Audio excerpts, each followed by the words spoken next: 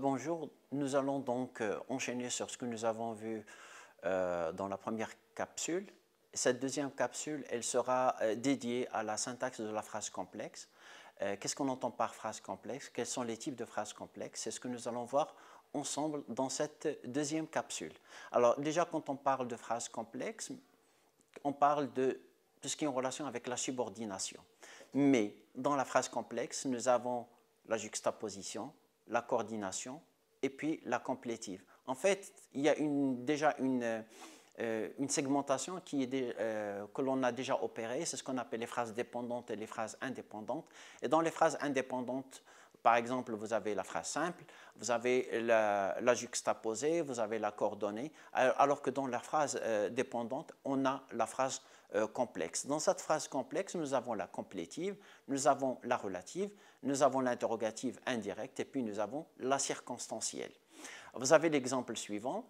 Il est parti, il avait rendez-vous, il est parti, virgule, il avait rendez-vous. Là, nous avons affaire à une juxtaposition. Il est parti et il avait rendez-vous. Là, nous avons affaire à une coordination. Je crois qu'il viendra demain. Nous avons affaire à une phrase complétive. Le livre dont je t'ai parlé est très intéressant. Nous avons affaire à une phrase relative. Et puis, il viendra lorsqu'il sera disponible. Nous avons affaire à une subordonnée circonstancielle de temps.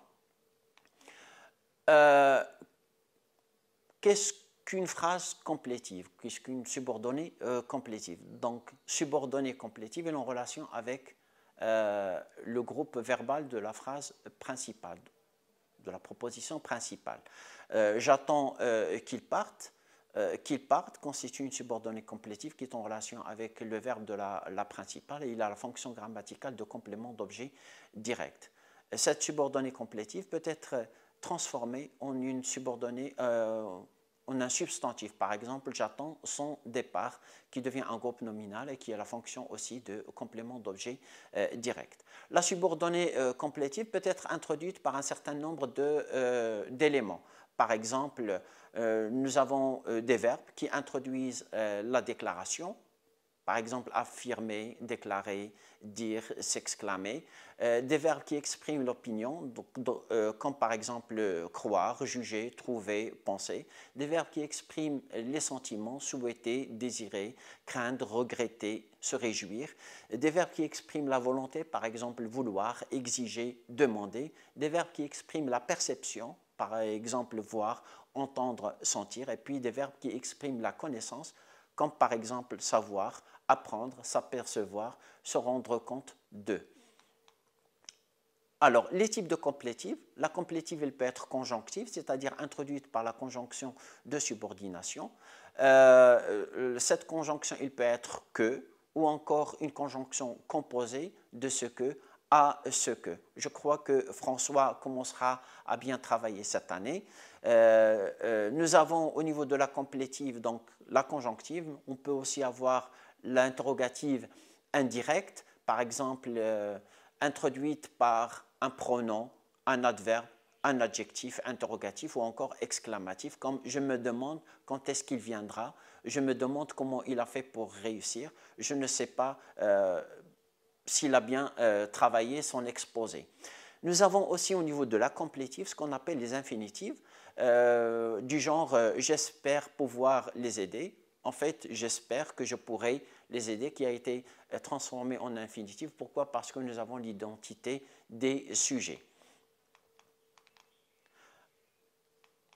La complétive, elle peut assurer un certain nombre de fonctions grammaticales au niveau de la phrase. Donc, elle peut avoir la fonction de sujet, par exemple, qu'il ait fait cette gaffe ne m'intéresse guère.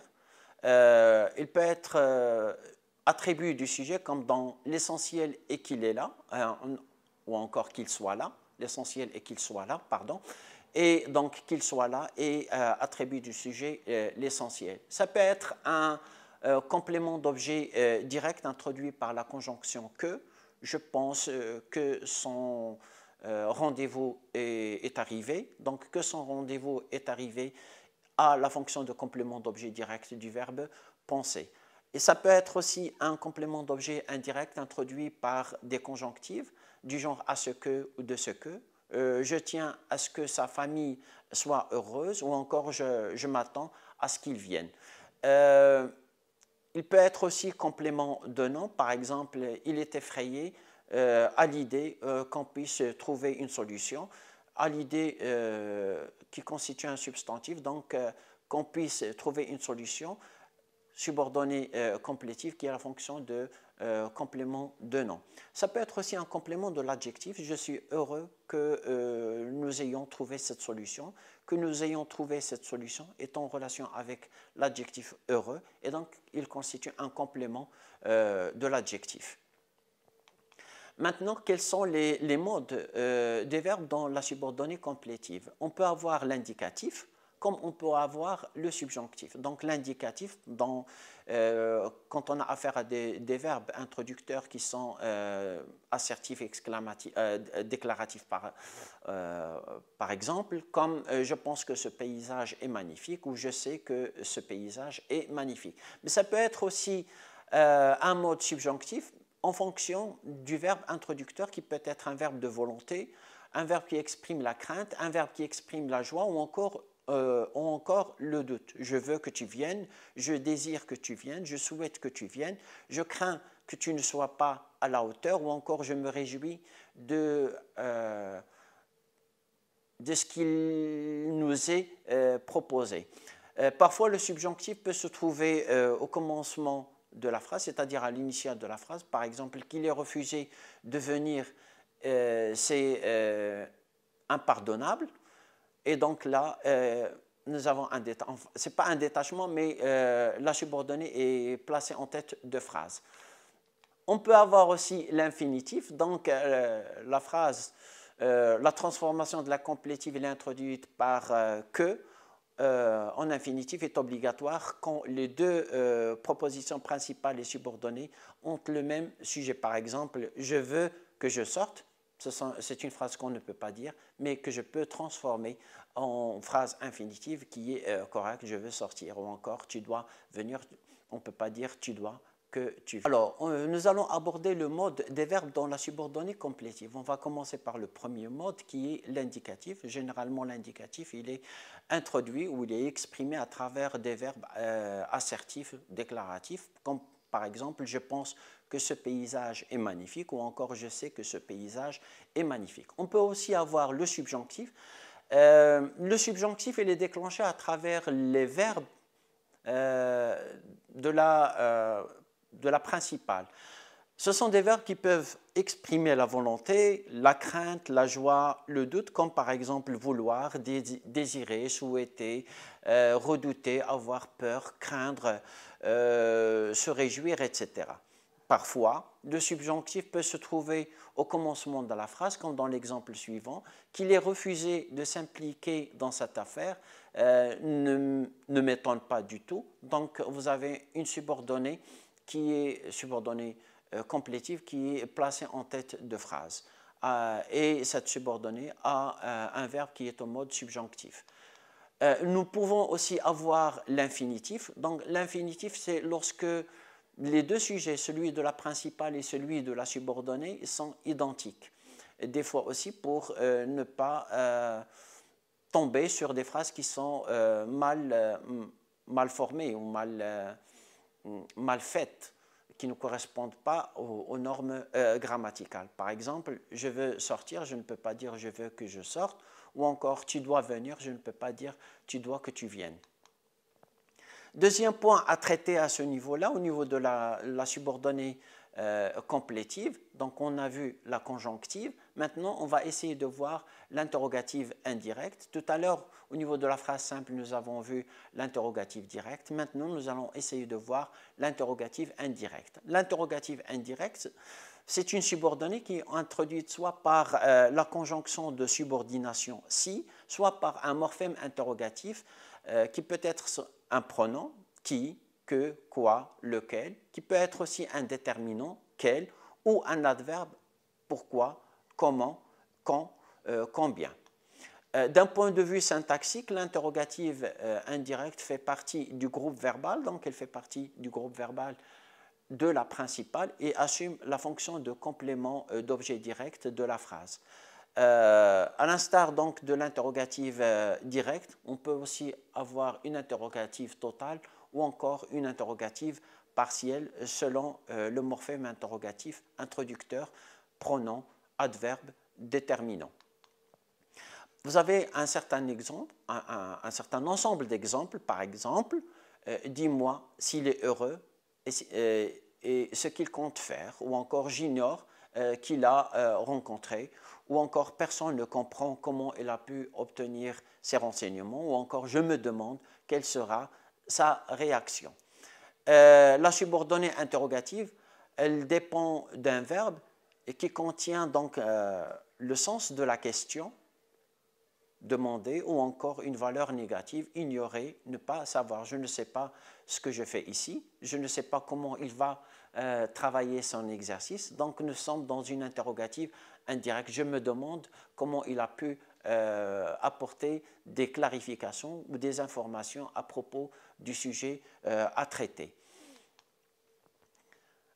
Un autre point à examiner, à étudier au niveau de la subordonnée complétive. Donc, on a vu la conjonctive, on a vu l'interrogative indirecte. Nous allons voir la relative. Donc, déjà, la relative, c'est un élément qui est en relation avec un antécédent exprimé au niveau de la phrase principale. Le livre dont je t'ai parlé est intéressant, dont je t'ai parlé est en relation avec le livre et il fait partie du groupe nominal. La complétive, on l'a vu tout à l'heure, fait partie du groupe verbal. La relative fait partie du groupe nominal. La subordonnée relative, elle est supprimable. Par exemple, le livre dont je t'ai parlé est intéressant. Je peux dire le livre est intéressant. Donc, je peux me passer de dont je t'ai parlé. Mais il est des fois où la relative, elle est essentielle, primordiale. Pourquoi? Parce qu'il donne ou il ajoute une explication au groupe nominal auquel il est relié. C'est le bureau dans lequel il a toujours travaillé. Vous complétez le dossier que vous avez reçu. Je l'aperçois qui arrive en tout hâte, qui veut voyager loin, ménage sa monture, ou encore embrasser qui vous voulez. Donc, c'est un ensemble d'exemples qui sont en relation avec la subordonnée relative. On a deux types de relatives, des relatives avec antécédent. Donc, il y a un référent auquel on se réfère, qui est en relation avec le groupe nominal et qui donne un sens complémentaire à la phrase. Et puis, nous avons des relatifs sans tête, c'est-à-dire des relatifs qui n'ont pas d'antécédent, comme par exemple « qui rira bien et ira le dernier ». Donc, le « qui » de la subordonnée n'a pas d'antécédent. C'est ce qu'on appelle une relative sans tête. Qui rira bien, rira le dernier, ou qui veut voyager, ménage sa monture, etc. Généralement, ce type d'expression fait partie de ce qu'on appelle les proverbes. Ils sont très utilisés dans la littérature. Le second type, comme je viens de le dire, il est dit relative avec antécédent. Donc, dans ce type de relative, on peut avoir la relative restrictive déterminative, restrictive déterminative, donc elle restreint et elle détermine. Et nous pouvons aussi avoir une relative explicative appositive ou encore une relative attributive. Alors, pour le premier type, relative déterminative ou restrictive, donc elle restreint l'ensemble des référents à un référent bien déterminé. Je cherche un peintre qui sache faire des portraits, je cherche un peintre, mais pas n'importe quel peintre, seulement celui qui sait faire des portraits. Le raccourci, par exemple, qui mène à la faculté est un sens interdit. La suppression de la relative rend l'identification du raccourci impossible. J'ai dit tout à l'heure que la relative peut être supprimée, mais dans certains cas, elle est obligatoire. Sa présence est obligatoire. Pourquoi? Parce qu'elle détermine davantage le référent. Donc, l'exemple que vous avez, le raccourci qui mène à la fac est un sens interdit. Je ne peux pas dire le raccourci est un sens interdit, mais je ne sais pas de quel raccourci il s'agit. Mais quand j'ajoute qui mène à la faculté, donc je donne une détermination au groupe nominal. Relative explicative ou appositive, donc elle ajoute explicative à positive, elle apporte un certain nombre d'informations qui sont en relation avec le référent, mais souvent elle est séparée par une virgule. C'est pour cela qu'on parle d'appositive. La mise en apposition, c'est le détachement au niveau même de la phrase, la séparation au niveau même de la phrase du groupe qui est mis entre virgules. Mon collègue, virgule, qui est une personne très sympathique, virgule, m'a souvent rendu visite. Je peux dire mon collègue m'a souvent rendu visite, mais quand je dis qui est une personne très sympathique, j'ajoute des informations à mon collègue. La relative attributive, donc comme son nom l'indique, elle a la fonction d'attribut du sujet réel ou de l'objet. Donc elle constitue un cas particulier appartenant aux relatives déterminatives. Pourquoi? Parce que la relative attributive, généralement, on l'associe à la relative déterminative. Donc finalement, on sort avec deux types au niveau du classement de la relative, entre deux types de relatives, nous avons la relative déterminative et la relative explicative. Maintenant, quelle est la fonction grammaticale que peut assurer une relative dans une phrase, dans une construction, structure? Elle peut être complément de nom. Le livre dont je t'ai parlé est intéressant. Dont je t'ai parlé a la fonction de complément de nom, le livre. Elle peut être un complément de pronom. Celui dont je te parle est intéressant. Donc, il est en relation avec le pronom démonstratif, celui. Ça peut être un sujet qui